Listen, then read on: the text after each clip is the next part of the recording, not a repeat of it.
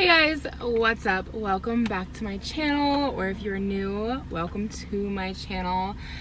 I thought we could just like a little car chat today, nothing overly exciting. I am just waiting at the plasma center to go in and donate plasma. I've got a few more minutes left before I can go in, so I thought we would chat. You guys, I feel like the thing that I'm wanting to talk about, maybe like I shouldn't talk too much about because it's all like, I don't know.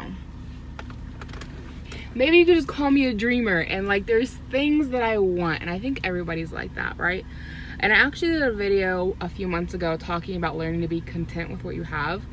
I can link it below if you're interested. But that is something that I struggle with personally all the time, with just being content with what I have. And I've been struggling with it a lot here recently. Not that there's really anything I can do about it right now, but there is a house I found and I want it so bad I can taste it. Like, I just think this house would be absolutely perfect for our family. I found it on, well, it's down the road from my church, and my kids had vacation Bible school week before, I think it was last week. And you know, I drove past it every day, and I started noticing that like it looked kind of abandoned.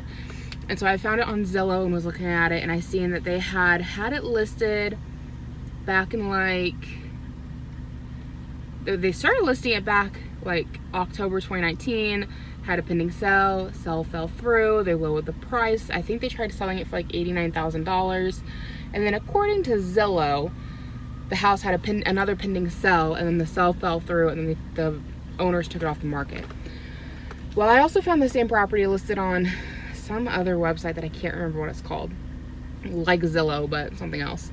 And that website said that it actually sold for the 89. So I don't really know if it sold or if it didn't sell, but Zillow has it listed as, I want to say it's called a vacant home property. I think I'm saying that right. And then the other website said that the house was taken down to the studs on the inside, which means the walls have been ripped out. And I really wasn't sure which one to believe. Also, Zillow says it's on 2 acres. The other one says it's on 1.6 acres. So I'm like, I don't really know. But the house itself is a gorgeous little farmhouse,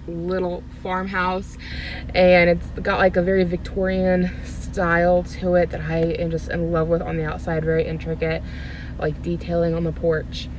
And it's got like a 3-car detached garage. It's got like this weird barn shaped thing to the back.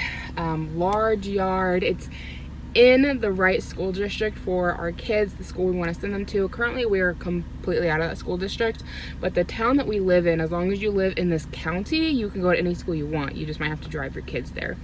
And so the school we want to send our kids to, like, this house is in that school district. It looks like it's in the country. I mean, technically it is, but it's like right off the main highway. So within like 10 minutes I could be at Walmart if I needed to be.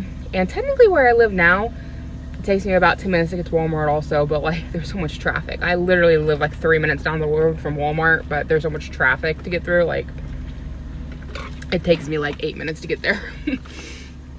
So, and it would be a little bit closer for my husband to get to work. Right now he has to drive almost 45 minutes to get to work, and so he would be like 10 minutes closer, so it'd be like a 35-minute drive. Not drastic, you know, but a little bit. And like, it's 2 stories. It had it listed as being a 3-bedroom, 2-bathroom, and the pictures on Zillow that I could see of the inside of the house was like fully like intact, nothing wrong with it. The other website did not show any internal pictures of the house, but it just said it was down to the studs. And so based on the pictures on Zillow, it had 3 bedrooms, 2 bathrooms, but I also seen what looked like an office space that could easily be converted into another bedroom. And then it had like this nook space, like little, it was almost used, they had it set up almost like a little reading space, if you will. Like, it was kind of hard to tell if it would have a door to block it off or not, but just looking at it, like, I mean, they were able to fit, if I remember right, they had like a couch, an armchair, 2 bookcases. Like, it was a decent sized space, you know. Small, but decently sized. I don't think you'd want to make it a bedroom, but you know, nice to have like an extra little seating space or a playroom for the kids or something. And I just kept thinking about it and looking at it, and I'm like, man, for $89,000 you get that gorgeous house and 2 acres of land plus that huge garage. It's just, you know, I feel like it offers a lot. And my mom and I actually went out there to go look at the house just from the outside. We didn't even get out of our cars. We just sat there and just like looked at it from the outside. And from one of the windows I could see that there were visible studs in the house. So I know at least in one room it's been taken down to the studs. I wouldn't know anything else without going and looking in windows, and I didn't really feel right doing that. So I don't, you know, we don't know what the full extent of the house issues are, but like even my husband agreed with me, like this house would be perfect for us. Like each of the kids could have their own bedroom, and then that office space we could turn into an extra bedroom for when we do foster care, which is something that we have been wanting to do. We were planning on starting next year. It's in the right school district, close to work for my husband, 2 acres of land, so plenty of room for the kids to play. And like, it just looks perfect, with exception to the fact that it sounds like the walls all got ripped out. And so we're talking, I think kind of seriously about maybe looking into it next year if it's something that's available. But that makes me a little bit nervous because it's down to the studs. So it's kind of like, what's wrong with it? You know, like, why did you rip the walls out? Like whoever lived there before had some very interesting taste in decorating. Everything looked very new, but it was not my taste.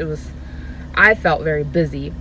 And so I don't know if they ripped things out because they didn't like the way she decorated. I don't know if they ripped things out because the house sat so long and had a pipe bust. Like, is it gonna be something simple where they're like, hey, pipe busted over the winter, crawl space and or basement flooded? We don't know if it's a crawl space or a basement. It's not listed as a basement, but like it's up pretty high, so it kind of makes you think it might be a basement. I don't know. But it's like one of those things where it's like, you know, maybe they had to go in and gut it all out because of pipe bust, but they got the broken pipe taken care of, and they just don't want to mess with drywalling. Well, my husband and I, though we're not great at drywalling, have a little bit of experience, and it's enough where I'm like, well, you know, if we were buying this house for $89,000, like I'm not against putting in the work for drywalling if that's all it takes, you know. But if it's something a lot worse, where it's like, okay, you need all new plumbing, all new electrical, all new drywall. I mean, can we do it? Technically. I mean, my dad is a licensed plumber, so like, would he want to plumb everything? Probably not. Would he be able to? Yes. And then the electrical, my husband and I have an idea of how to run it. We don't know how to like really, I've seen my dad do it and it just makes me nervous that I'm gonna do it wrong. But my dad knows enough about construction to where like, you know, even if my husband and I got in there and like ran the electrical wires throughout the whole house and installed all of the sockets, like my dad would have to come in and then like attach the wires into the sockets, if that makes any sense. Because that whole part just kind of makes me nervous. But I don't know. I'm like, you know, then it comes back to the whole thing I've told you guys about, like learning to be content where you're at. And like, we have a house and it's a cute house, and no, it's not in the best neighborhood, and yes, we don't like our neighbors, like, and they don't seem to be going anywhere anytime soon, and it's not in the right school district, and like we really don't have a lot of room for doing foster care. Like, and we can make it work. We plan on putting our boys in the front bedroom together, and then we'd have the back room for any kids that came in there foster care. But I just keep looking at it and I'm like, you know, is that a project we could take on? Would it be worth us doing? You know, like from the outside, the house looks great. I mean, it looks like the shingles might be needing to be replaced. It might be needing a new roof. But that's just, in my opinion, in general maintenance to owning a home. That's just kind of one of those things that you got to do every so many years. Like even the roof on our house currently is needing replaced. Like it's heading in that direction. You know, like they got to get done, you know. But I don't know. I just keep thinking about the house and looking at it on Zillow, and I'm like, man, I just wish we were in the place to be able to get it. And I keep telling myself, like, if it's meant to be, then God will make a way and it will happen, and not to worry about it a second before you need to, you know. Like, we're currently in no way, shape, or form in a place to be going out and buying a new house right now. As I've talked about in other videos, you know, we've been struggling a little bit financially with COVID. At least I talked about this in my last vlog. And now you know, I just found out that I qualified to file vouchers for the Pandemic Relief Fund, which is $600 a week. I had no idea I'd qualify for that, so I never applied for it because I was a part-time worker and I wasn't technically fired. I was, I guess the term is called furloughed. So I just thought I wouldn't qualify, so I never applied for it. Turns out my other coworkers have been getting it the whole time. I had no clue. And so like this week, I thought last week was the last week to apply. This week is the last week to apply. So I had 20 weeks worth of vouchers to fill out. So you do the math of 600. Well, I qualified for $149 a week from state, and then I'll also get an extra $600 a week from federal. So that's $749 times 20, which was like 14 grand. It was like a lot of money. And I'm like, what? This is more than I'd make in a year. Like, I don't even know where this is coming from. But that's what they're saying I qualify for. So I don't like to count my chickens before they hatch, and I have not had a deposit hit my bank. But after filling everything out online, that's what it says. So, you know, we're really hoping it goes through. That would be fantastic. I mean, who wouldn't hope that would go through? But, you know, if and when it does, we've got a few small debts we'd like to get paid off and paid up, and then we just want to put the rest in savings and sit on it. We want to wait to use it until after tax time this year because we don't know what that's going to do, you know, for filing taxes this year. But after tax time for 2020, which would be, we normally file February, March timeframe, then we're talking about maybe looking into getting a bigger house, depending on how everything works out and, you know, what we're sitting on. And in theory, we would have, you know, probably more than 10 grand sitting there. I don't think it costs us more than, geez, we have, I think probably $2,000 would probably pay up all of our tiny little bills sitting around. Like, my husband has like $1,000 on a root canal. I've got we've got 600 because our baby had to go to the ER back in January. And then I've got like 300 on a credit card, and my husband has like 250 on a credit card. And then I need to go to the dentist, and then our youngest boy needs to go to the dentist. So I'd say within anywhere $2,000 to $3,000, we'd have everything paid up. I add in $3,000 because I don't know what kind of dental work I need to have done, and stuff gets expensive. So just at least 10 grand, you know, we would just be sitting in the bank that we could use as like a down payment on a different house. And then we could use the house we have now as a rental property, which is where it comes into play of like, you know, can we do this? Can we make this work? Like, yeah, things are tight right now.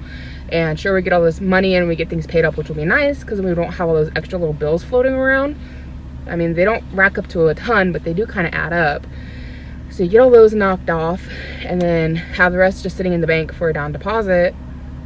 And then if we could use our house for like a rental property, like we could probably rent it out, I'd say anywhere from $750 to $850 a month. Well, then that would more than cover the cost of a mortgage on a new house. So I'm kind of like, you know, and the place is $89,000, but we've got like $10,000 to put on it. That makes it $79,000.